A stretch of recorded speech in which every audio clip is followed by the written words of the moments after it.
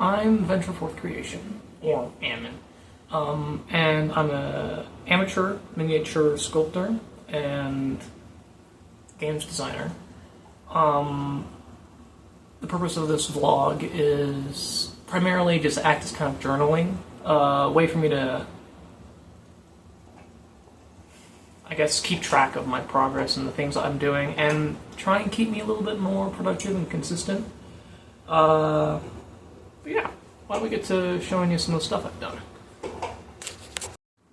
Alrighty, so my primary focus is digital sculpting. Here is one of my most recent releases, if I can get the camera to focus. There we go. Not done painting her, but pretty proud of it, despite some of its flaws. A little bit too true scale for my tastes. Makes it kind of annoying to paint. And then a release I did before that was these little 8mm scale orcs. Very proud of them. I think I did a pretty good job with them.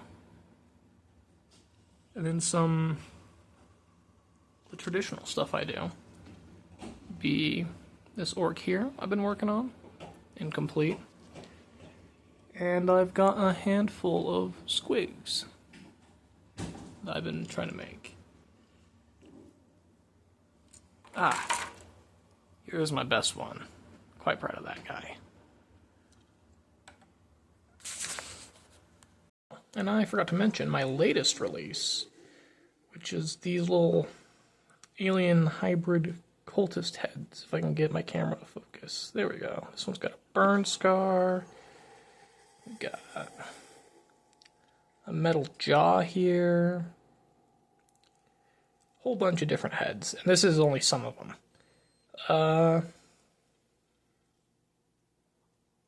Yeah, check it out on my Cults 3D account.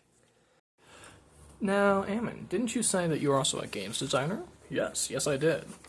This is a early character sheet that I've since made a better version of. You split it in half there. I'm creating a tabletop skirmish game by the name of Slaughter Ex Machina. It's kind of a cyberpunk setting. You build your gang, and as they get better, get injuries, and level up and whatnot, they get different perks, augments, replacement parts, mechanical arms and legs and whatnot, and they just go full kind of crazy, you know? This is an example character sheet. I won't be getting into too much depth about how the game plays just yet, because it's still very early in development, but I've got the basic gameplay down, and I hope to be sharing the rules with you guys within the next month or two. But yeah, the basic idea is that you've got all these robot parts and armor and fancy equipment, and as you take actions, your character's stress level I maybe should name it just stress or whatever, but rises. And this charter says how much stuff you can do. Every time you do something, you put a token on here. At the start of your turn, your character tries to cool off, tries to take a deep breath, clear some stress, which is going to be done with your constitution. This is a D12 system. Yeah, and when, like, in fighting, a hit is landed, you roll a d6, and depending on what you roll, that's what you get. Some things might give you a ability to modify that roll, like the accurate rule on this marksman rifle. You get to add 1 or subtract 1 from your roll, so if you get like a 5, you might make that into a headshot. It's pretty fun. But that's all I'm going to tell you for now. You'll have to stay tuned.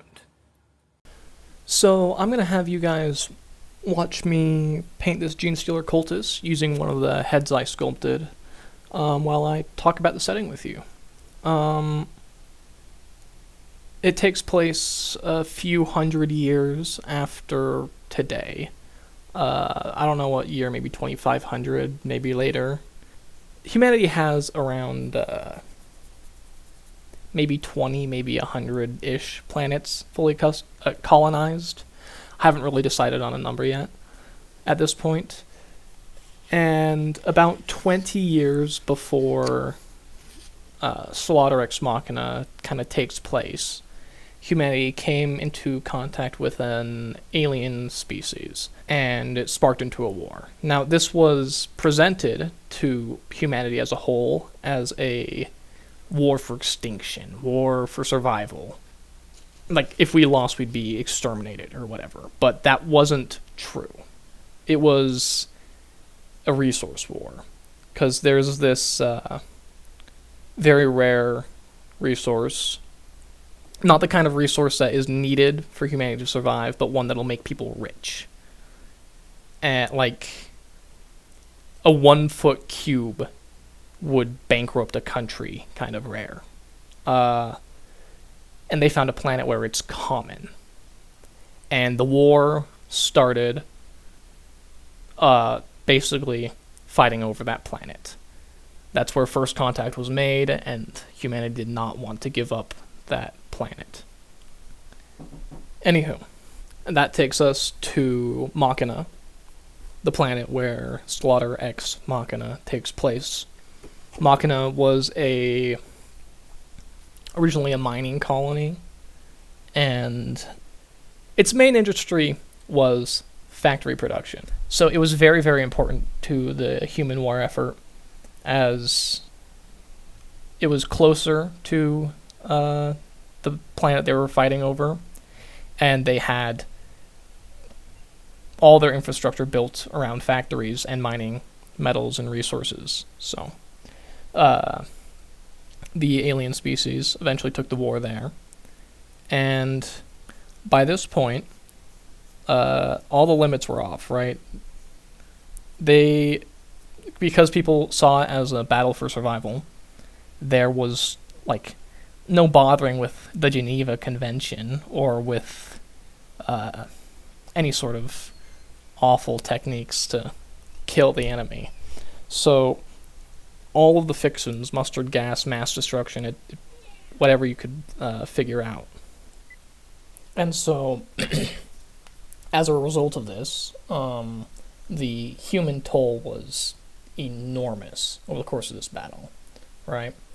And eventually, the war was won by the aliens. Humanity lost.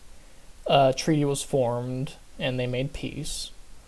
Although tensions are definitely high. As a result of those less than humane techniques, a significant portion of the population of Machina was left disabled, right? When you're using weapons of mass destruction, it tends to hurt everyone. And so, in the years that followed, being a planet that's whole economy is based on industry,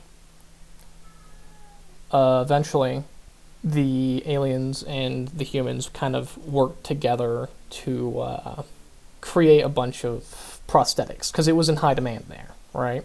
It just kind of was the natural evolution of the industry. And Machina became the kind of galactic lead in prosthetic and just biotechnological advancement. But all was not well on Machina, because it's kind of it's a very corporate capitalist place. And so what you find is, like, the factories, over time, working conditions get, like, less safe, right? And then eventually, let's say your arm gets smashed in a machine, and now you got to go to the doctors to figure out what to do with your pancake arm. And they go, hey, well, we could just amputate it, and you'll get fired because you need 2 arms for your job, and then you'll starve on the streets. Or we have this wonderful solution for you. Insert big company name here is producing replacement arms for you. We'll give it to you for free. Completely free. We'll do the surgery, all that. But the software is proprietary. It's very expensive.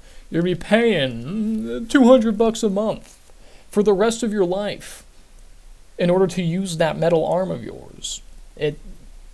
It's a lot of themes of like you don't even own your own body, you know, and there's a significant push from the leading like corporations and whatnot to ensure that conditions are dangerous and that people keep needing replacement parts, and to ensure that everyone is trapped just leeching money every single month to these corporations.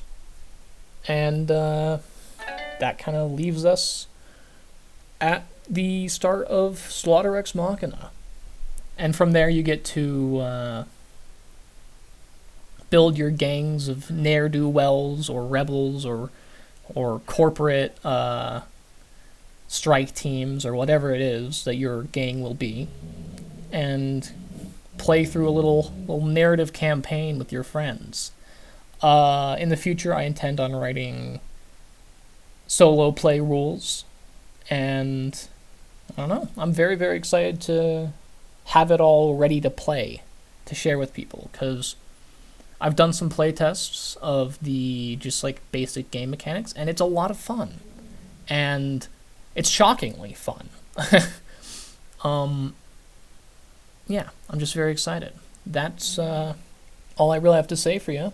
But yeah, I'm gonna try and get one of these entries done once every 2 weeks, hopefully. If I can keep it up and do better than that, I'll try and make it maybe once a week, but I am not very proficient with editing videos and whatnot. It takes a long time, and I'm trying to keep this as a low effort thing to keep track of my hobby and to share it with people. Iggy, you need to be quiet. So yeah, I suppose that's all. Thanks for checking it out, and I'll see you in the next one. Toodles!